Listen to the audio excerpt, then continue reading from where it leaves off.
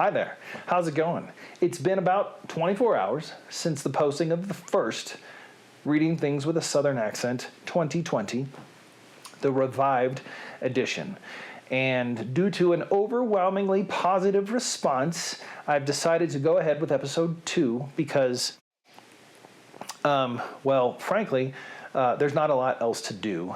And I figured since most of my extended family tuned in and watched it and commented on the various social medias, it's currently living on the Facebook, the IGTV, which is the longer version of the Instagram, and I found my password for the YouTube. It's in those 3 places. It has been posted there. Now, has it been a crazy millions of hits and views? No, not even in the slightest. Excuse me. I don't know what happens. I'm fine. I walk in the door, I sit down, I do the things I need to do, and I'm not regurgitating anything.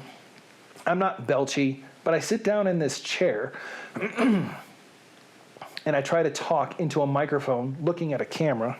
Make sure my microphone's okay. And I get all belchy and regurgitating. It's highly annoying. I don't know what it is. Sorry, I digress. Anyways, episode 2, here it is.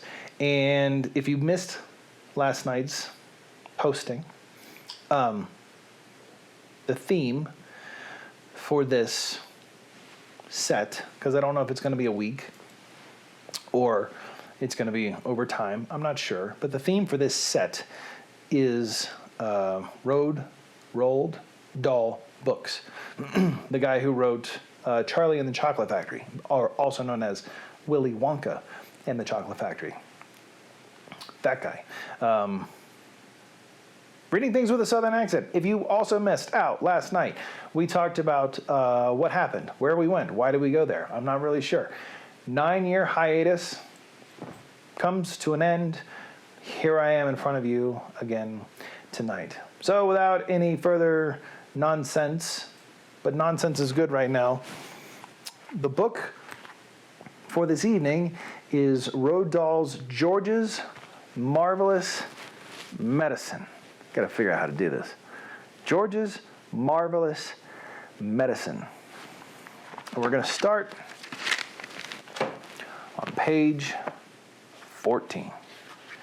George begins to make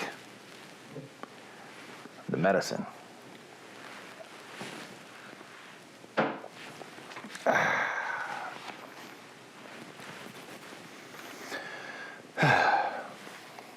George took an enormous stewing pot out of the cupboard and placed it on the kitchen table.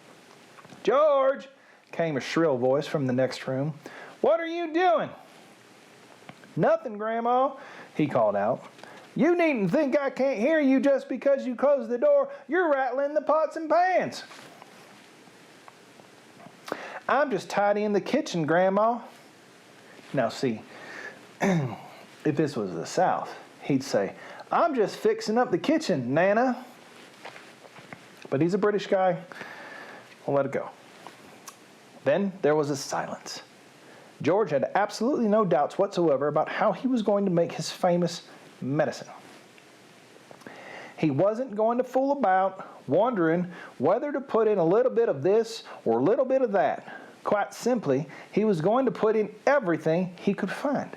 There would be no messing about, no hesitating, no wondering whether a particular thing would knock the old girl sideways or not. The rule was this: whatever he saw, if it was runny or powdery or gooey, in it went. Nobody had ever made a medicine like that before. If it didn't actually cure Grandma, then it would anyway cause some exciting results. It would be worth watching. George decided to work his way around the various rooms, one at a time, and see what they had to offer. He would go first to the bathroom. There are always lots of funny things in a bathroom. So upstairs he went, carrying the enormous two-handled pot before him. In the bathroom, he gazed longingly at the famous and dreaded medicine cupboard. But he didn't go near it. It was the only thing in the entire house he was forbidden to touch. He had made solemn promises to his parents about this, and he wasn't going to break them. There were things in there they had told him that could actually kill a person.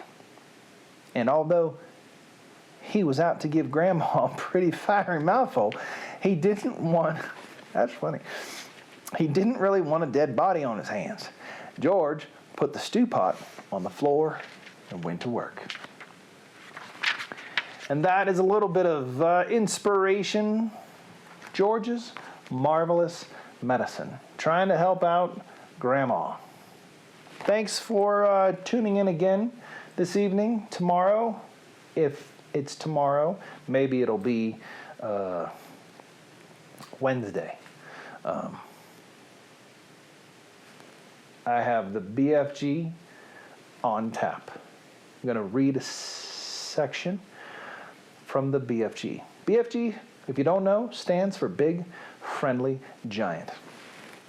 Slight sidebar here. When I just went from my front door to my office, there were people outside on a balcony somewhere in the dark with a ukulele, and they were all singing at the top of their lungs, Israel Kamakawaiole's Somewhere Over the Rainbow.